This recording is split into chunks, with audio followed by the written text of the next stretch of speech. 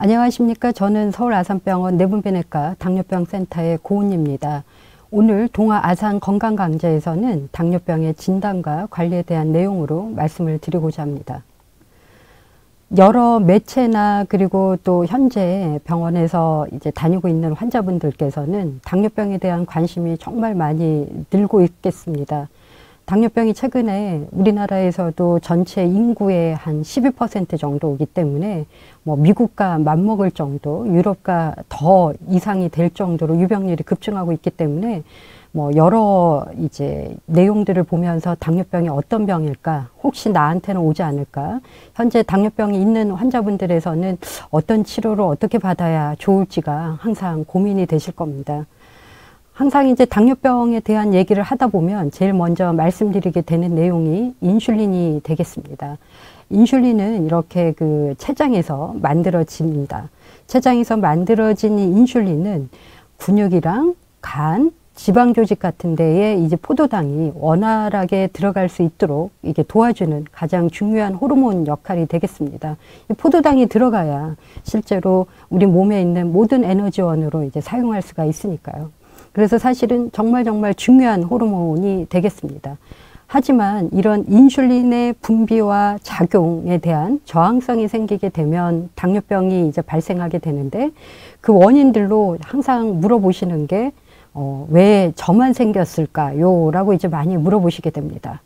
그런 원인들로는 가족력, 그 다음에 비만, 또 최근에 이제 코로나로 인해서 저도 이제 운동을 많이 못하고 있는데요. 이런 운동 부족이나 또 요새 또 집에서 이제 재택근무들을 많이 하고 있으면서 식사 습관들이 많이 변경이 됐고, 또 최근에 이제 혈당을 올리는 또 다양한 약제들이나 또 원인을 모르는 다양한 원인들, 바이러스 감염, 또 여러 가지 이런 그 췌장의 문제들로 인해서 당뇨병이 생기게 됩니다. 그래서 아직까지는 당뇨병의 정확한 발병 원인에 대해서 기술하는 게 상당히 어려운 경우가 많습니다.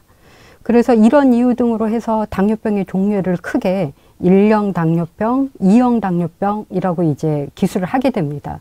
그래서 처음에 이제 오시면 당뇨병으로 진단받았을 때 이제 종류로 1형 혹은 2형 혹은 기타, 그런 식으로 이제 기술을 하고 환자분들한테 이제 설명을 하게 됩니다. 1형 당뇨병 같은 경우는 췌장의 베타세포, 아까 말씀드린 인슐린이 나오는 가장 중요한 공장인 베타세포의 파괴로 인해서 인슐린 결핍이 발생하는 당뇨병입니다. 저희가 이제 그 당뇨병의 인슐린이 개발된 지가 이제 100년이 넘었는데요. 이런 인슐린이 이제 1900년도 초에 발견이 되면서 1형 당뇨병이 그전에는 다들 사망하게 됐는데, 이제 인슐린 주사라는 게 나오기 시작하면서 1형 당뇨병이 이제 나오게 됐고, 보통 이제 환자분들이나 일상생활에서 이제 이해하실 때, 소아당뇨병인가 라고 이제 이해들을 많이 하시는 게 이 1형 당뇨가 되겠습니다. 결론적으로 1형 당뇨병은 평생 인슐린을 맞아야 되는 환자들이기 때문에 이렇게 인슐린 펌프 등의 주사 치료 등을 많이 진행을 하고 있는 상태입니다. 1형 당뇨병이 제 외래에 이제 오게 되면 100%면 1형 당뇨가 한 3%에서 한 4%, 2형 당뇨가 대부분 한 95%, 기타 당뇨병이 한 2% 정도 됩니다. 2형 당뇨병이 그래서 가장 흔한 당뇨병이고, 여러분들이 이해하고 있는 이제 내가 진단받은 당뇨병의 종류일 가능성이 높겠습니다. 그래서 대부분은 조금 나이가 들면서 시작이 되지만, 최근에는 제 환자 중에서도 중고등학생도 2형 당뇨병이 상당히 많습니다. 앞에서도 말씀드린 것처럼 이전에는 1형 당뇨가 소아당뇨병이라고 기술을 했지만, 최근에 이제 운동 부족이나 또 소아 비만이 많이 늘어났고, 또 여러 가지 이제 환경적 요인들 때문에 이제는 꼭 나이가 들어서 생기는 게 2형 당뇨병이 아니라 젊은 친구들, 특히 이제 학생들도 상당히 많은 상태입니다. 그래서 이런 2형 당뇨병이 이제 아무래도 중심, 그 핵심 요인이 비만이나 운동 부족 등이 많이 연관이 되고, 따라서 이를 통한 식이요법이랑 운동요법이 중요하고, 또 먹는 경부용 혈당 강화제나 필요시에 이제 주사약을 같이 동반하면서 치료하게 되는 2형 당뇨병이 되겠습니다. 그러면은 이 당뇨병의 종류를 1형과 2형으로 나누는데 이제 중요한 이런 기술인자가 뭔지를 한번 보겠습니다. 앞에서 말씀드린 것처럼 1형 당뇨병은 췌장 베타세포가 파괴돼서 베타세포 양의 절대적인 감소로 인한 인슐린 분비가 이제 모자라게 되는 거에 비해서 2형 당뇨병도 인슐린 분비는 췌장 베타세포에서 소실이 되고 양이 감소하면서 줄어들긴 하지만 1형 당뇨병에 비해서는 이런 베타세포의 양이 남아있기 때문에 인슐린 분비가 상대적으로 감소해 있고요. 그에 반해서 근육이나 간이나 지방 조직에서의 인슐린 저항성에 같이 동반되어 있는 경우들이 있습니다. 그래서 2형 당뇨병이라고 해서 인슐린이 아주 정상적으로 다 나오지는 않고 2형 당뇨병이 유병률이 길어져 가면 1형 당뇨병처럼 베타세포에서 나오는 인슐린의 분비량은 줄어들게 됩니다. 그래서 이런 1형과 2형 당뇨병 분리를 위해서 자가항체라는 것과 인슐린 C펩타이드라는 것을 이제 측정을 하게 되는데요. 여러 연구에서는 공복 혈정 C펩타이드가 0.6 미만인 경우에 1형 당뇨, 1 이상인 경우는 2형 당뇨병으로 분류를 하지만 그것은 이제 절대적 기준은 아니며 이제 환자들의 케이스마다 조금씩 다를 수 있다는 걸 아시면 됩니다. 그렇지만 환자분들이 처음에 이제 내원하게 되면 이런 당뇨병의 종류를 구분하기 위해서 C펩타이드라는 것을 측정하게 된다는 걸 아시면 되겠습니다. 앞에서도 왜 기타 당뇨병이라는 얘기들을 했는데요. 이런 기타 당뇨병으로는 아주 극심한 췌장염이 있거나 췌장암이나 췌장에 이제 용종 같은 거나 종양들이 있어서 췌장 절제술을 하거나 아니면은 그 말단 비대증이나 쿠싱 증후군이라고 하는 호르몬이 과잉 분비되는 경우들이나 만성 간염이나 간경화가 많이 진행되거나 면역 억제제나 스테로이드를 사용했을 때 이렇게 당뇨병이 진행되는 경우들도 있고 최근에는 임신 때도 발생하는 임신성 당뇨병도 있을 수가 있겠습니다. 당뇨병의 증상들은 어떤 게 있을까요? 라고 이제 많이 물어보게 됩니다. 당뇨병의 증상은 크게 없습니다. 그래서 무증상이 가장 흔하고 우리나라 같은 경우는 최근에 이제 여러 뉴스나 그다음에 외국의 이제 그 의료 환경들을 보시면 알겠지만 우리나라 같은 경우는 흔히 병원의 접근성이 상당히 많다 보니까 대부분은 무증상으로 건강검진을 하거나 다른 이유로 이제 병원에 갔다가 발견돼서 오는 경우가 상당히 많습니다. 그러면은 입이 마르고 갈증이 심하고 소변량이 많아지고 식사량이 증가하고 잘 먹는데도 살이 빠지고 피로랑 시력감퇴 상처가 잘 낫지 않는다고 얘기를 하게 되는데요. 대부분 이런 다음이나 다뇨가 있을 정도는 혈당이 상당히 높은 상태고 보통은 이렇게 소변으로 많이 빠질 때 정도는 평균 혈당이 최소 200이 넘는다는 거를 간접적으로 증명하는 게 됩니다. 그래서 밤에 소변량이 많아지고 잘 먹는데도 살이 빠지면서 이런 갈증이 심할 때는 혈당이 200이 넘지 않을까. 당뇨 환자들도 이런 증상이 새로 생기면 혈당이 나빠지고 있다는 것을 간접적으로 아시게 되겠습니다. 가장 중요한 당뇨병의 진단, 이제 병원에 내원을 했는데 건강검진 등 여러 가지 이유로 해서 당뇨병이 진단된 거라고 이제 얘기를 들으시게 되는 시점이 어떤지를 한번 보겠습니다. 8시간 공복 혈당이 126 이상 또는 당화혈색소 뒤에 말씀드릴게요. 당화혈색소라는 게 뭔지를. 그래서 당화혈색소가 6.5% 이상 혹은 전형적인 증상, 아까 말씀드린 다음 다뇨 다갈의 증상들에다가 아무 때나 공복이든 밥을 먹고든 아무 때나 무작위로 혈당이 200이 넘는 경우에 저희가 당뇨병이 진단이 됩니다. 그래서 이게 다 해당이 되는 게 아니라 이 중에서 하나만 해당이 되더라도 저희가 당뇨병의 진단이라고 할 수가 있습니다. 또한 경구 포도당 내성 검사라고 해서 저희가 이제 설탕물 같은 거를 이제 먹여서 2시간 뒤에 혈당이 200 이상일 때도 당뇨병이 진단이 됩니다. 그래서 예를 들어 환자가 왔는데 내원 시에 제가 어제부터 한 12시간 정도 공복 상태입니다 하고는 이제 와서 피 검사를 했더니 혈당이 148 정도다 라고 하시면 이제 당뇨병이 진단이 되는 거고, 그 다음에 오늘 아무것도 뭐 금식 상태라는 걸 모르고 그냥 병원에 왔는데요 했는데 환자들이 제가 요새 최근에 체중도 좀 빠지고 계속 물을 많이 이제 무의식적으로 많이 마시게 됩니다. 근데 그냥 그 피 검사를 하고 가시죠 했는데 그때 이제 검사했던 혈당이 300이다. 그래도 이제 당뇨병이 진단이 되게 되는 겁니다.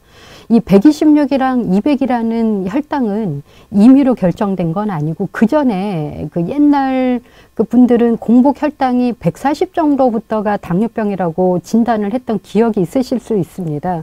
근데 이제 126이라는 진단 기준이 이게 더 낮게 나온 이유들이 이제 환자들의 이제 뒤에 보는 그 만성 합병증의 정도를 보고는 이제 학회에서 임의로 126이라는 거를 전 세계의 이제 당뇨병 학회들에서 126 기준을 잡게 된 겁니다. 그래서 이 기준점은 언제든 조금 더 낮아질 수도 있다고 이렇게 생각을 하시면 되지만 현 상태에서는 당뇨병의 진단은 126에 200 정도라고 기억하시게 됩니다. 최근에 이제 당뇨병 전 단계, 정상도 아니면서 당뇨병도 아닌 전 단계의 환자들도 상당히 급증하고 있습니다. 이에 대한 유병률도 당연히 당뇨병 환자가 늘기 때문에 당뇨병 전 단계 환자들도 상당히 늘고 있는데 오늘도 이제 외래에 오실 때 제 환자들 보면 당뇨병 전 단계로 이제 많이 이제 검사를 하러 이제 오시게 되는데요. 공복 혈당 장애는 공복 혈당 포도당이 100에서 125 정도.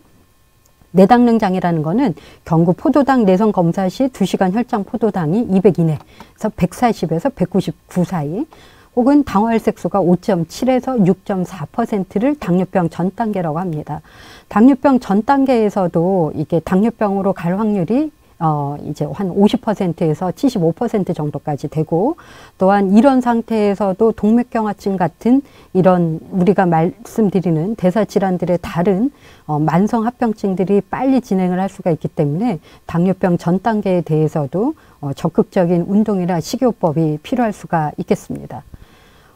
이 당화혈색소라고 해서 아까 그 6.5%부터가 이제 우리가 이제 당뇨병입니다라고 이제 진단하게 되는데요. 당화혈색소는 환자분들이 외래 오실 때도 금식이나 그 다음에 식후나 아무 때나 재시는 거나 상관없습니다. 이거는 금식과 관계없이 아무 때나 랜덤하게 잴 수가 있는 검사고요.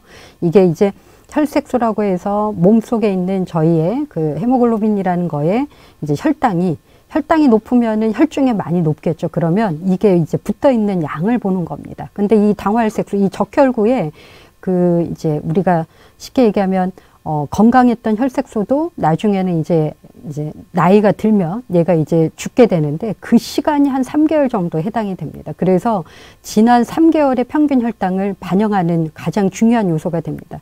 예를 들어 지금이 이제 제가 오늘 발표하는 지금 시점이 이제 10월이면 오늘 검사를 해서 당화혈색소가 6.5%면 실제로 환자분의 7월부터의 평균 혈당을 알 수가 있게 되는 겁니다. 그렇지만 이제 당화혈색소는 여러 가지 이게 혈색소에 영향을 미치는 뭐 빈혈이 심하거나 아니면은 다른 혈액암 등이 있거나 할 때는 조금 그 데이터가 좀 다르게 반영될 수 있긴 하지만 대부분은 가장 정확한 이제 반영을 할 수가 있기 때문에 외래에 내원하시게 되면 당화혈색소가 몇 %라는 얘기를 의사분들한테 이제 들으시게 될 수가 있겠습니다. 그러면은 우리가 이제 당화혈색소를 환자분들이 오면 몇 %입니까? 라고 이제 물어보시게 됩니다. 이제 평균적으로 당화혈색소가 뒤에서 보는 저희가 평균적인 당화혈색소를 한 7% 아래로 내려오게 하는 게 저희가 목표로 하는데요. 7%일 때가 평균 혈당이 한 154 정도 됩니다. 네, 그래서 이제 6%일 때는 126. 그래서 보통은 한 30으로 위아래로 이렇게 올리고 내리고 하게 되는데, 그래서 보통은 평균 당화혈색소의 목표치가 7% 아래로 갔을 때 평균 혈당이 154 정도를 안 되게 하는 게 우리가 목표로 하는구나.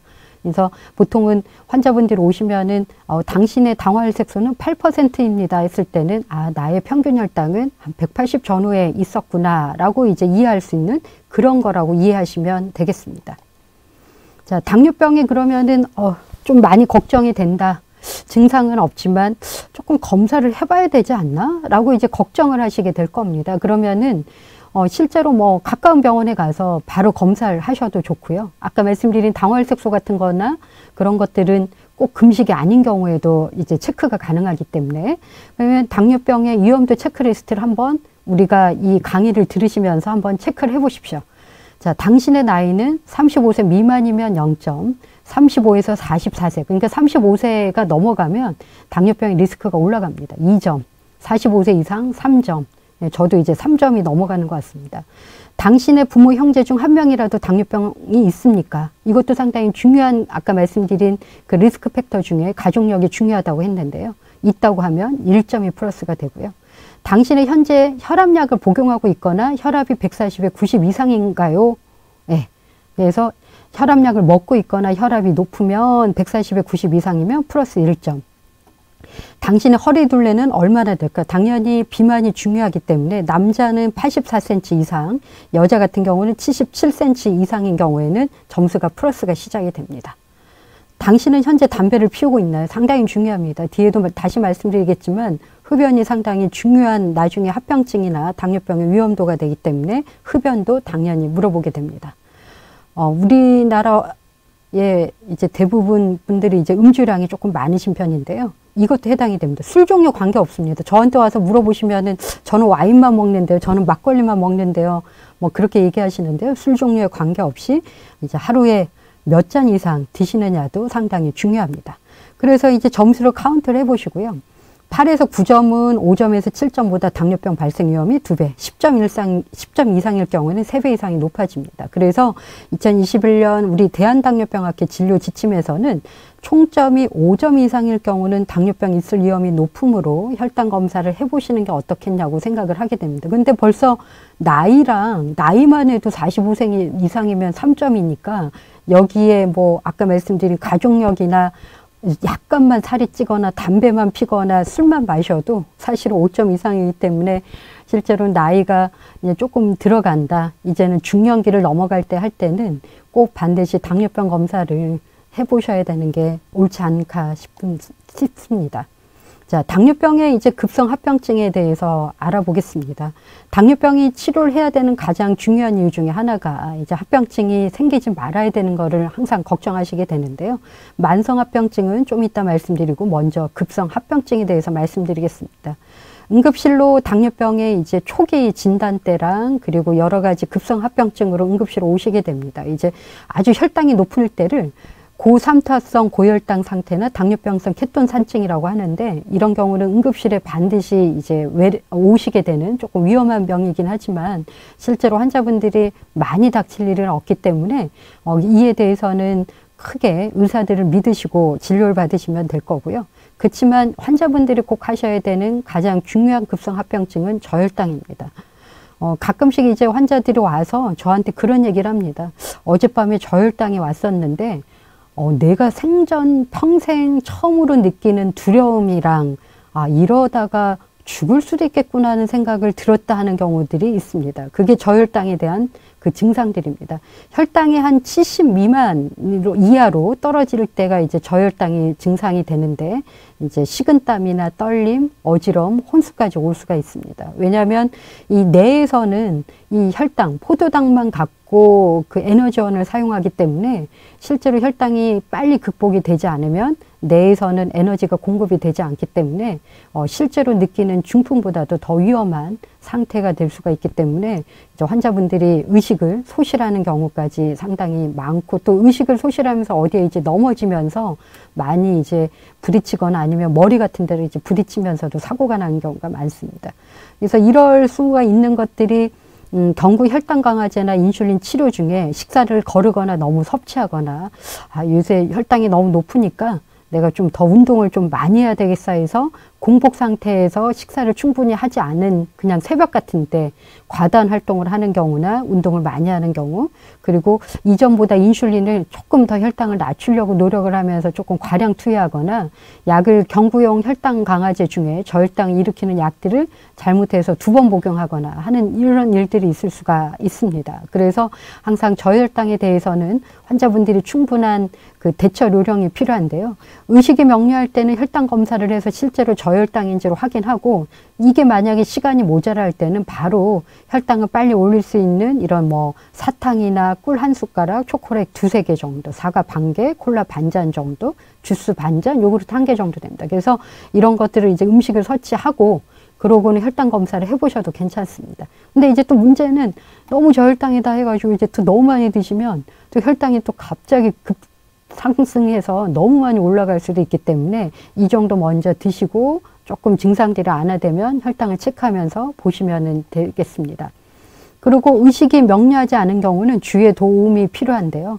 이럴 때는 옆에 있는 그 가족들이 명료하지 않은 경우에서 갑자기 설탕물 갖고 와라, 꿀물 갖고 와서 먹이자 그렇게 하시면 이게 이제 기도로 음식물이 넘어가면서 환자가 사망하실 수가 있기 때문에 바로 이제 그 병원으로 옮겨서 포도당 주사를 맞게 하거나 아니면은 이런 게 이제 그 저혈당에 대한 인지능이 상당히 당뇨병이 오래되거나 할 경우에는 그 이런 인지능이 빨리 그 대처가 되지 않고 의식이 갑자기 나빠지는데 119 부를 시간이 없을 때는 제 환자들한테는 글루카곤이라는 거를 주사를 피하에 혹은 근육 주사를 하도록 그 보호자분들한테 안내를 드리고 있습니다.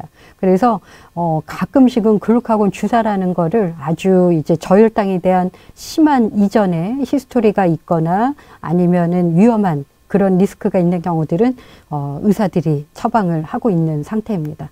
또 이런 인식표를 갖고 다녀서 지갑 등에 있으면 갑자기 쓰러졌을 때 이 환자가 왜 이럴까 했을 때 아, 당뇨병을 앓고 있던 환자구나. 그러면은 여기에 이제 적어 놓은 것처럼 이제 이렇게 뭐 이렇게 저혈당에 대해서 어떻게 좀 부탁드립니다 하는 것들을 인식표를 지갑 등에 지참하는 것도 좋다고 생각을 하고 있습니다.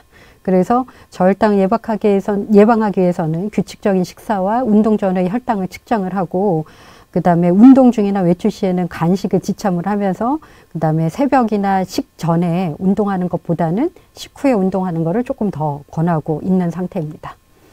이 저혈당은 이제 급성합병증이고요. 이제 그 다음 말씀드릴 거는 당뇨병의 만성합병증에 대해서 말씀드리겠습니다. 많이 겁나시고 또 이제 뉴스나 그다음 뭐 신문 같은데 유튜브 오늘 저도 뭐 유튜브 강의이긴 하지만 유튜브나 또 다른 이제 아산병원 말고도 다른 병원에서의 이제 강의들을 많이 들어보시다 보면 당뇨병의 만성합병증이라는 건 피할 수가 없는 건가? 이러고 나는 당뇨병이 생기면 만성합병증으로 결국은 다 죽는 건가? 그렇게 이제 많이들 이제 기분도 안 좋을 정도로 이게 심각하게 얘기를 하게 됩니다. 다 그렇지는 않습니다. 다 그러신 건 아니고 그럴 때일수록 더 열심히 이제 당뇨병에 대한 치료와 그다음에 의사와의 서로의 이제 교통을 통해서 이런 만성합병증들이 진행하는 걸 최대한 억제할 수 있도록 서로 노력하는 게 상당히 중요할 수가 있겠습니다.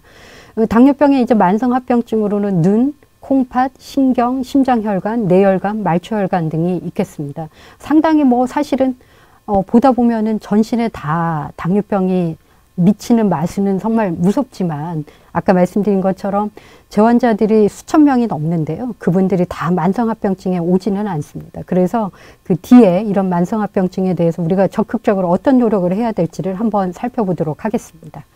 대혈관 합병증으로는 이제 큰 혈관들을 얘기를 하는 겁니다. 그래서 뇌졸중이 한 2배에서 3배, 협심증이나 심근경색이 2배에서 4배, 그 다음에 이제 그 저랑 같이 얘기를 하시게 되는 성형외과의 이제 서현석 교수님이 이제 하지절단이나 그 다음에 이제 다리 혈류에 대한 문제들을 또 얘기를 주시게 됩니다. 그래서 이런 하지절단, 협심증, 뇌졸중의 큰 혈관들 뿐만 아니라 또 고혈압, 심전도 이상 등의 이런 것들도 상당히 많이 발생하게 되겠습니다. 그리고 미세혈관 합병증으로는 이제 눈의 손상으로는 망막증이나 백내장, 그다음 시력 손실. 실제로 이런 망막증이 눈의 이제 뒷방에 이제 혈관들이 터지는 이런 망막증 같은 경우는 이제 우리나라의 시력 손실의 가장 중요한 이제 원인이 되고 있고요. 잘 아시겠지만 신장 손상이 되는데 이제 단백뇨랑 또 많이 부으면서 결국 이제 투석을 하게 되는데 우리나라의 혈액 투석의 1위와 그리고 최근에 이제 신장 이식이 우리 병원에서도 뭐 전 세계에서 거의 최고로 하고 있는데요. 이런 그 신장 이식에 대한 그 원인도 당뇨병이 거의 1위를 차지하고 있는 상태입니다.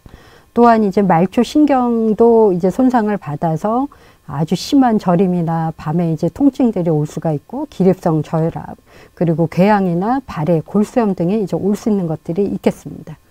이 당뇨병의 만성합병증 중에 이제 눈은 이제 이게 이제 망막이라고 해서 제가 이제 쉽게 환자들한테 얘기할 때 눈의 앞방과 뒷방이라고 설명을 드리는데 이게 눈의 뒷방이 되겠습니다. 이게 머리에 닿아 있는 뒷부분이라고 생각하시면 되는데요. 이런 빨갛게 이렇게 터져 있는 눈송이처럼 보이는 것들이 실제로 다 혈관들이 이제 터져 있는 상태고, 이게 심해져서 아주 심할 때는 이렇게 아주 심한 출혈 상태가 돼서 눈에 이제 시력을 심하게 손상을 시킬 수가 있는 상태가 되겠습니다. 그래서 정상인의 시각에서는 이렇게 이제 귀엽게 생긴 두 사람의 모습이 이렇게 보이는데요. 망막병증 환자의 시각에서는 만약에 이렇게 눈에 손상이 심하게 오게 되면 이렇게 보이는 거죠. 그래서 이렇게 되다 보니 일상생활에 이제 눈이 망막병증이 심해지게 되면 이제 일상생활이 많이 이제 망가지게 되고, 또 이렇게 되다 보니까 운동 같은 것도 하시기가 어렵고 걸을 때도 상당히 앞이 불안정해 보이기 때문에 운동 이제 많이 못하게 되는 그런 상태들이 올 수가 있기 때문에 이제 망막병증에 대해서는 저희 같으면은 이제 망막병증을 보는 당뇨병 센터 내에 망막병증 팀이 따로 안과팀이 열심히 같이 치료를 맡고 있는 상태입니다. 앞에서도 말씀드린 것처럼 당뇨병성 신증, 콩팥에 이제 문제가 될 때는 투석이나 콩팥 이식을 필요로 하기 때문에 원칙적으로는 1년에 한 번 정도 이상은 단백뇨와 사구체 여과일이라는 거를 의사들이 측정을 하면서 콩팥의 상태를 보고 있고요.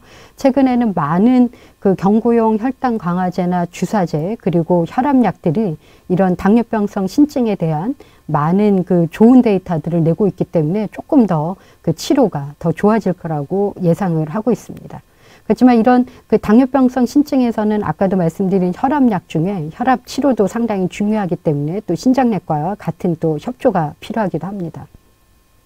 당뇨병의 만성합병증으로 다음에 말씀드릴 게 이제 말초병성 신경병증인데요.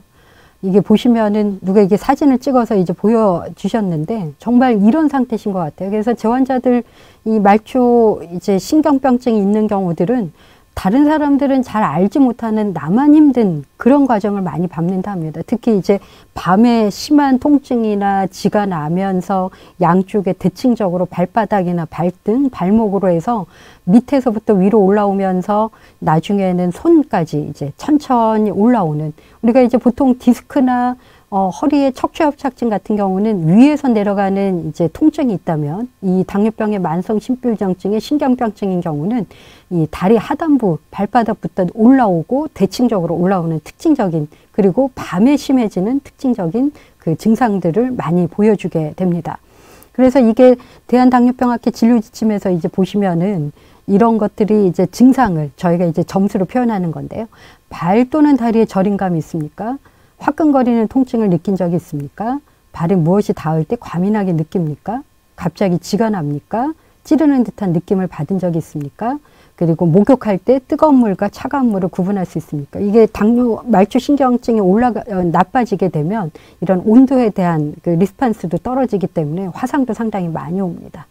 그리고 다리와 발에 마비가 있는지, 또 아까 말씀드린 것처럼 밤에 더 심하신지, 또 걸을 때 다리가 아프거나 할 때는 이제 보통은 이제 말초신경병증뿐만 아니라 다리의 혈관들이 동맥경화증이 심한 경우들이 이게 올 수가 있고요. 그 다음에 발의 감각이 느껴지는지, 발의 피부가 너무 건조하거나 갈라지진 않는지를 봐서 3점 이상이면 신경병증을 의심할 수가 있고 7점 이상이면 신경병증이 있음을 이 점수표로도 저희가 예상을 하고 환자들한테 이런 거에 대해서 저희가 이제 치료 지침들을 결정하게 됩니다. 다음은 이제 관상동맥 질환, 이제 심장혈관인데요. 아무래도 이제 고혈압이나 고지혈증이나 흡연 등과 함께 당뇨병이 있게 되면 관상동맥 질환이 상당히 많아지게 되고, 심장에 스텐트를 많이 넣게 되거나 또 이제 심장의 개심 수술까지 진행되는 경우들이 있고요. 그리고 뇌혈관, 그리고 이제 이게 뇌출혈이나 뇌경색증이 이제 올 수가 있는 거고요. 말초 혈관들이 이제 막히게 되면 이거는 이제 다시 다음 교수님이 이제 말씀을 하시겠지만 이렇게 다리가 많이 썩거나 혈관이 막혀지는 그런 일들이 생길 수가 있습니다. 이런 얘기를 듣다 보면 어쨌든 당뇨가 생기면 이러나 저러나 고생하다가 다 죽겠구나 생각을 하시게 되지만, 아까도 말씀드린 것처럼 절대 그렇게 하지 않도록 하는 게 또 의사의 일이고, 또 환자분들을 도와드리는 게 또 의사의 일이고요. 그리고 환자분들도 저희를 좀 도와주셔야 됩니다. 왜냐하면 약으로만 써서 이런 합병증을 막을 수 있는 건 아니니까요. 그래서 이런 막을 수 있는 것 중에 하나들의 이제 위험 지표들을 살펴보면, 흡연, 고혈압, 아까 당연히 혈당이 높으니까 고혈당, 그 다음에 고지혈증, 비만이 되겠습니다. 그래서 의사와 환자의 긴밀한 협조와 서로의 노력을 통해서 이런 것들을 이제 개선을 하기 시작하면 이런 합병증들이 100% 막을 수는 없지만 그 진행 속도를 아주 천천히 막을 수가 있다고 생각하게 됩니다. 그래서 당뇨병 관리의 이제 목표들을 한 번씩 살펴보면, 혈당을 정상에 가깝게, 그리고 비만하지 않게, 혈압을 정상 범위로, 지질 농도를 정상화. 그러면서 당뇨병 합병증을 미리 예방하거나 진행을 억제하면서 이제 우리가 원하는 삶의 질이 향상이 되고 건강 수명을 연장하는 게 당뇨병 관리의 큰 목표입니다. 상당히 이제 어려울 수도 있고 아주 쉬울 수도 있는 게 당뇨병 관리의 목표가 되겠습니다. 철저한 혈당 조절은 상당히 중요한데요. 이게 1998년도에 나온 논문인데, 지금도 이게 너무너무 오래된 논문이지만 저희한테는 이제 고전 같은, 저희가 이제 학생들한테 고전 산문이라는 걸 가르치지 않습니까? 근데 이제 고전 같은 그런 논문입니다. 그래서 철저한 혈당 조절을 했더니 관련 합병증이나 심근경색이나 망막병증, 백내장, 미세한병증들이 이제 좋아진다는 그런 것들을 이제 얘기를 하기 때문에, 혈당 조절의 목표는 앞에 말씀드렸던 당화혈색소 7 미만, 식전이 70에서 130, 식후 혈당이 한 180 정도로 이제 목표를 하고 있습니다. 근데 저희 선생님은 6.5까지 낮추라고 했는데요. 저희는 한 7.5 정도인데도 그냥 괜찮다고 얘기를 들었습니다. 라고 하시게 될 겁니다. 이거는 이제 오늘 이 환자 개개인의 목표의 혈당들은 조금씩 다를 수 있습니다. 그러니까 그 환자가 다른 기저질환이 뭐가 있는지, 그리고 지금 신장 상태나 다른 합병증은 어떤 게 있는지, 그리고 연세가 얼마나 됐는지, 그 다음에 당뇨병의 유병률이 얼마나 됐는지에 따라서는 조금씩 당화혈색소의 목표는 다릅니다. 저도 이제 환자를 상당히 많이 보고 있는 편이긴 한데요. 저한테 오시는, 또 오늘 저를 보고 있는 제 환자분들도 보시면 당화혈색소를 아침에 외래 볼 때랑 설명이 조금 다르신 것 같다고 얘기를 하는 건데, 이거는 이제 아주 전형적인 저희가 말하는 목표고, 그 다음에 개개인의 조금씩의 목표치는 각 의사분들하고 상의를 하면서 조금씩 저희가 변경하게 됩니다. 그래서 혈당 상태 및 유형에 따라서 이제 당뇨병의 단계적 치료는, 일형 당뇨병, 아까 말씀드린 베타세포가 이제 기능을 못해서 인슐린이 파괴된 경우는 그냥 바로 인슐린 치료를 하게 되지만, 앞에서 말씀드렸던 2형 당뇨병 같은 경우는 식사요법, 운동요법을 병행하면서, 그 다음에 이게 조절이 안 되면 경구 혈당 강화제를 1가지, 2가지, 혹은 3가지, 4가지까지 쓸 수도 있고, 아니면 경구약에 인슐린, 그리고 최근에는 인슐린 말고도 주사제들이 나오고 있습니다. 그래서 그런 것들을 이제 병행 치료를 하게 됩니다. 그러면은 의사만 믿고 열심히 해야지 하고는 이제 하면 안 된다는 게, 아까 말씀드린 서로의 적극적인 노력이 필요하다고 말씀드렸잖아요. 근데 식이 및 운동요법을 했을 때 당화혈색소의 퍼센테이지는 논문마다, 환자마다 개개인이 다르지만 보통은 한 1에서 2.5% 정도까지 당화혈색소가 떨어지게 됩니다. 그렇지만 경구 혈당 강화제로는 당화혈색소가 1% 이상 떨어지는 게 잘 없고요. 인슐린이나 최근에 나온 인슐린과 비슷한 주사제들이 이제 개발이 돼서 쓰고 있는데, 그런 경우도 당화혈색소가 한 1에서 1.5%입니다. 그러니 당연히 식이 및 운동요법이 베이스가 되지 않는 이상에서 약만 잘 먹어야지, 인슐린만 잘 맞아야지, 주사만 열심히 잘 맞아야지 하고는 되지가 않고요. 또 식사랑 운동요법을 병행했을 때, 특히 이제 뒤에서도 말씀드리겠지만 운동요법들을 해서 근육량들을 키워줬을 때 그 인슐린 저항성이라고 하는 당뇨병의 병인을 개선할 수 있는 효과가 있기 때문에, 당연히 식사요법 및 운동요법은 반드시 이제 아주 탄탄하게 잘 깔아두고 거기에다가 하나씩 돌을 얹은다고 생각하시면 되겠습니다.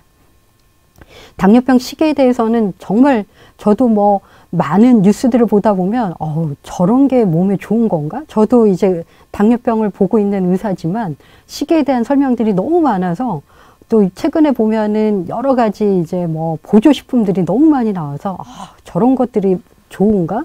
임상 데이터나 임상 논문들이 있나? 그러고 이제 보게 되고, 또 환자분들도 오시면은 특히 뭐 추석이나 구정이 끝나고 나면 우리 애들이 이런 걸 좀 사왔는데 이런 보조식품을 먹어야 좋을까? 어떠면 좋을까? 라고 이제 많이 하시게 됩니다.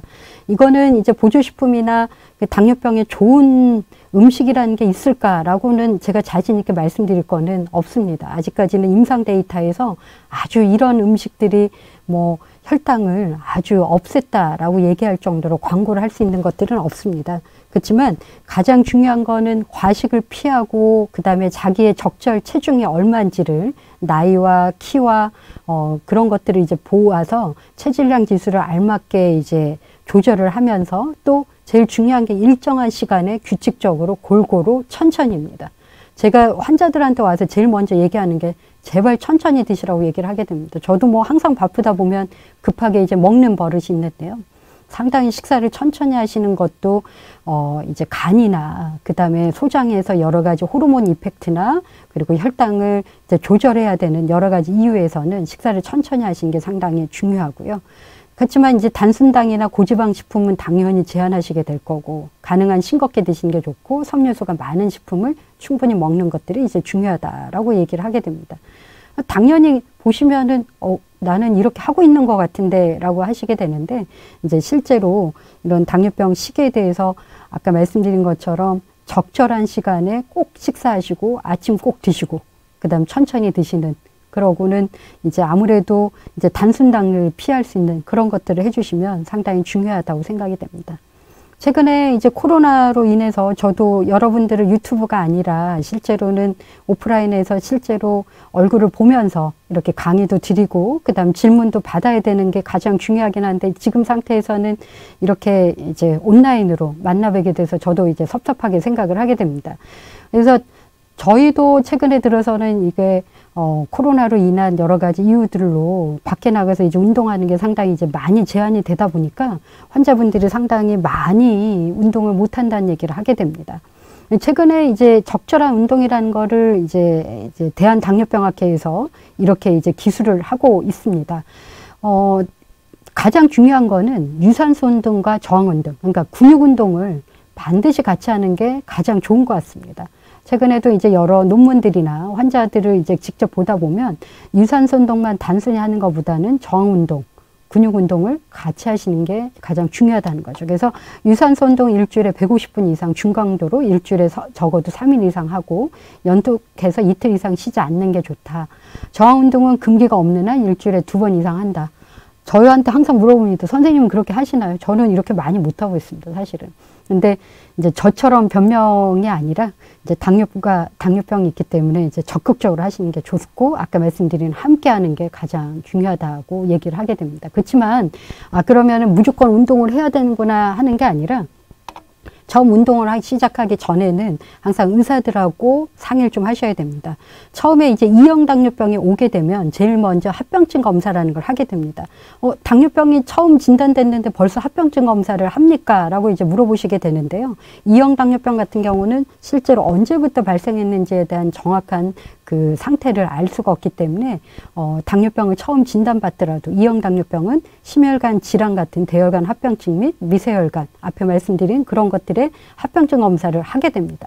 그래서 그거에 대한 금기사항이 없는지를 항상 의사와 상의한 후 운동을 시작을 하셔야 됩니다. 그래서 앞에 말씀드렸던 망막병증, 그러니까 아까 왜 출혈이 되게 심한 경우들이나 또 망막 심해지면 이게 망막이 박리가 되는데요. 이런 높은 위험도가 있을 때는 고강도 운동을 피해야 되기 때문에 암과 특히 이런 망막병증이 있는지를 확인해야 될 필요가 있고요. 또 심한 말초신경병증이나 발질환이 있는 경우는 체중 부하가 많은 운동을 피해야 되기 때문에 이에 대해서도 한번 상의가 필요하고, 또 심혈관 질환이 있었거나 아니면 심혈관 질환 위험이 높은 경우는 아주 심한 고강도 운동을 피해야 되기 때문에 이에 대해서는 한 번 정도는 상의를 하고 운동을 시작하시면 좋고, 아까 말씀드린 것처럼 유산소 운동과 저항 운동을 같이 병행을 하시는 게 특히 중요하다는 얘기를 다시 한번 강조하고 싶습니다. 운동 시에 이제 소비되는 열량들을 보시면 예를 들어 저희가 그냥 따뜻한 그냥 믹스된 커피 한 잔만 먹어도 칼로리가 상당히 높습니다. 예, 근데 이렇게 보시면은 시간당 이게 가벼운 집안일에도 저희는 왜 항상 오시면 얘기하시는 게 나 하루 종일 일하는 사람이야. 그래서 그게 운동인 것 같아. 라고 얘기를 하는데 실제로 보시면 그 당뇨병 지침 2019년도 대한당뇨병학회에서 이제 적어 놓은 걸 보면 생각보다 소비량이 그렇게 많지 않습니다. 사이클링 시간당 9km 어마어마하게 하잖아요. 근데 시간당 열량이 210백 정도밖에 안 됩니다. 음료수 한 잔에 그 킬로칼로리밖에는 안 되는 거거든요. 예, 그래서 이제 아까 말씀드린 것처럼 아주 많이 운동을 하셔도 실제로 그 열량이 소비되는 게 그렇게 많지가 않습니다. 그래서 이제 처음 오시면 죽도록 뭐 정말 운동을 너무너무 많이 하는데도 왜 체중이 안 빠지는지 이렇게 이제 물어보게 되는데요. 이런 칼로리를 보시면 아무래도 식사랑 운동을 같이 하지 않고 많이 먹고 운동하는 것도 안 되는 거고요. 예, 적당히 이제 식사를 하고 나서 식후에 나가서 이렇게 운동을 이제 이거는 아까 말씀드린 격렬한 운동이나 중강도 가벼운 운동들은 이제 의사와 한번 상의를 하고 시작을 하시면 상당히 많은 도움이 될 거라고 예상이 됩니다. 금연은 앞에 말씀드린 대혈관 합병증의 이제 효과 때문에 상당히 얘기하게 됩니다. 그래서 뭐 20분 정도, 12시간, 한 달, 6달, 1년, 5년, 10년, 15년 상당히 이제 금연을 해도요. 이렇게 뭐 바로 담배를 끊으면 내일부터 건강해지는 게 아닙니다. 예, 그래서 이거 보시면은 5년, 1년은 최소 금연이 돼야 이런 심근경색의 위험이 이제 반감이 시작이 되기 때문에 오늘부터 금연했으니까 내일부터는 건강해지겠죠 하는 게 아니기 때문에 상당히 금연의 효과는 중요합니다. 그래서 환자분들 오시면은 술이랑 담배를 같이 하고 있으면 둘 다 끊으시라고 하면 너무 초반에 이제 우울하시기 때문에 제일 먼저 하시는 게 금연부터 먼저 하시죠. 그러면 다들 술은 끊을 수 있는데 담배는 그냥 좀 피게 주면 안 되냐? 뭐 그렇게 이제 많이 물어보시지만 사실은 술과 금연이 어느 게 더 나쁘다고 이게 얘기하기는 어렵지만 사실은 저는 금연 효과가 더 술을 끊는 것보다 더 중요하다고 생각을 하고 있습니다. 앞에서도 왜 제가 이제 고혈압이나 비만 그리고 고지혈증 치료가 중요하다고 했는데요. 대한당뇨병학회에서의 이제 고혈압 치료의 가이드라인은 상당히 스트릭트하게 조절을 하는 걸로 되어 있습니다. 왜? 아까 말씀드린 합병증의 지연을 막기 위해서입니다. 그래서 오시면은 환자분들이 이제 혈압을 매번 측정하게 되는데요. 이렇게 보시면은 이게 의사들이 보고 있는 진료 지침 가이드라인입니다. 그래서 이게 보면 혈압이 이게 140에 85, 그러니까 심혈관 질환을 동반하지 않은 고혈압, 심혈관을 동반한 이제 고혈압일 경우에는 이런 목표가 있을 때는 이렇게 혈압을 한 130에 80, 140에 80, 160에 100일 때는 이제 약제를 이렇게 이제 권고를 하면서 이제 쓰고 있습니다. 그래서 혈압 조절들이 이제 정상 혈압이 120에 이제 80 정도 미만을 이제 보고 있는데 이제 목표 혈압은 여기 보시면 140에 85, 130에 80 정도를 목표로 하고 있습니다. 근데 이제 항상 조심할 게 혈압이라는 게 이제 잴 때마다도 또 다르고 또 환자분들이 또 아주 특이하게도 병원에 오게 되면 이제 의사들하고 이제 직접 대면해서 진료를 보게 되면 이게 병원 자체만 와도 긴장을 하기 때문에 혈압이 되게 높아지는 분들도 있거든요. 그래서 그거를 이제 백이성 고혈압이라고 하는데 저도 뭐 다른 과의 진료를 제가 개인적으로 보러 가면 저도 긴장하게 되니까요. 그래서 이런 경우들은 혈압이 다소 높아지는 경우들이 상당히 있기 때문에 실제로 평상시에 본인 혈압이 어느 정도 되는지를 혈압 일기를 좀 적어 보시는 것도 좋습니다. 그래서 병원에 오면은 혈압이요. 저는 한 160에 80이에요. 근데 집에 있으면은 평상시에 일기를 적어보면 보통은 한 130에 80 정도다. 그러면 혈압약을 드실 이유가 없거든요. 그래서 그런 것들을 조금, 이렇게 요새 같으면은 혈압계들이 이제 쉽게 구입을 할 수가 있기 때문에 이런 거를, 일기를 좀 적어보시는 것도 좋다고 얘기들을 하고 있습니다. 고지혈증도 오시게 되면 이 당뇨병이 있는 환자들이 고혈압과 고지혈증은 뗄 수 없는 친구들이기 때문에 고지혈증 관리도 상당히 중요합니다. 그래서 심혈관 질환이 없는 경우는 LDL이라고 해서 이제 환자분들이나 일반 분들은 저밀도 콜레스테롤이라고 듣게 됩니다. 그래서 저밀도 콜레스테롤 조절 목표는 100 미만, 심혈관 질환이 있는 경우는 70 미만, 중성지방이라고 하는 것들은 150 미만. HDL은 고밀도 혹은 양성 콜레스테롤이라고 얘기를 하는데요. 이거는 이제 몸에 좋은 콜레스테롤이라고 생각하게 됩니다. 그래서 남자한테는 40, 여자한테는 50을 초과하도록 이렇게 목표를 하고 있습니다. 그래서 그 고지혈증 관리도 상당히 중요하기 때문에 이제 그 외래에 오시게 되거나 입원하시게 되면 이런 검사들을 통해서 이게 이제 가이드라인에 너무 높거나 할 때는 환자분들한테 식사랑 운동요법뿐만 아니라 고지혈증에 대한 약제도 같이 투여를 하게 되고요. 그러다 보면 당뇨병 약도 먹어야 되고 경구 혈당 강화제나 인슐린도 맞게 되고 또 고지혈증 약도 먹게 되고 또 혈압약도 먹게 되다 보면 환자분들이 정말 느는 게 약밖에 없다고 얘기를 하시게 되지만 이 아까 말씀드린 고지혈증과 고혈압과 혈당 조절은 아주 타이트하게 맞물리게 조절을 잘 하는 거를 가장 중요하게 생각하기 때문에 약을 또 많이 먹다 보면 또 조절이 잘 되면 또 감량이나 중단하는 경우들도 꽤 많기 때문에 식사 운동요법을 같이 했을 때는 꽤 많은 효과를 보실 수 있을 거라고 기대가 됩니다. 그래서 이제 환자분들이 오시게 되면 정기적인 검사 일정표는 약간씩은 다르지만 그래도 이제 당화혈색소는 한 3개월 정도, 혈당 검사는 자가 혈당 측정기나 본인이 하시면서 이렇게 보시고 혈압도 아까 말씀드린 것처럼 달라질 수 있기 때문에 수시로 재보시는 게 좋고요. 그다음에 콜레스테롤 검사는 1년에 이제 한 3에서 6개월 정도, 또 망막 검사 같은 거는 1년에 한 번, 그리고 다른 그 대혈관 합병증이나 그다음에 단백뇨 같은 콩팥 합병증도 1년에 한 번에서 또 2년에 한 번 정도씩 저희가 진행을 하고 있습니다. 많은 이제 매체에서 앞에서도 말씀드린 것처럼 많은 설명도 하고 주의하셔야 될 거 어떻게 하면 좋을까라는 얘기들을 많이 하게 됩니다. 오늘 제가 얘기 드린 내용은 많은 당뇨병 환자를 보고 있는 의사 입장에서 가장 기본적이고 기초적인 것만 말씀을 드렸습니다. 앞에서도 말씀드린 각각의 개별적인 관리 목표들은 환자마다 조금씩 다르기 때문에 오늘은 아까 말씀드린 가장 기본적인 말씀만 드리긴 했습니다만 마지막으로 말씀드린 게 식사랑 운동요법 그리고 고혈압과 고지혈증 혈당 관리를 같이 해주고 그리고 본인만 스스로 해서 될 일은 아니고요. 가족분들도 같이 도와주셔야 되고 그리고 의료진들과의 신뢰와 믿음도 또 필요하실 것 같다고 생각이 됩니다. 그러면 꼭 당뇨병이라고 해서 한 번 걸리면 평생 나를 괴롭히는 병이 아니라 당뇨병이 또 관리가 잘 돼서 아주 편하게 외래에 이렇게 다니는 환자들도 꽤 많이 계십니다. 그래서 당뇨병 관리를 서로 저희가 도와드림으로 인해서 또 더 이렇게 우울하고 코로나의 이런 어려운 삶이 아니라 행복하고 건강한 삶이 우리를 기다리고 있는 것을 저희가 많이 기대를 하고 또 당뇨병이 또 좋아지면서 또 웃는 또 의사들과 또 만날 때 혈당이 좋아져서 기분 좋게 또 외래에서 가실 수 있는 그런 관리를 할 수 있는 저희 아산병원이 되도록 노력하겠습니다. 경청해 주셔서 감사합니다.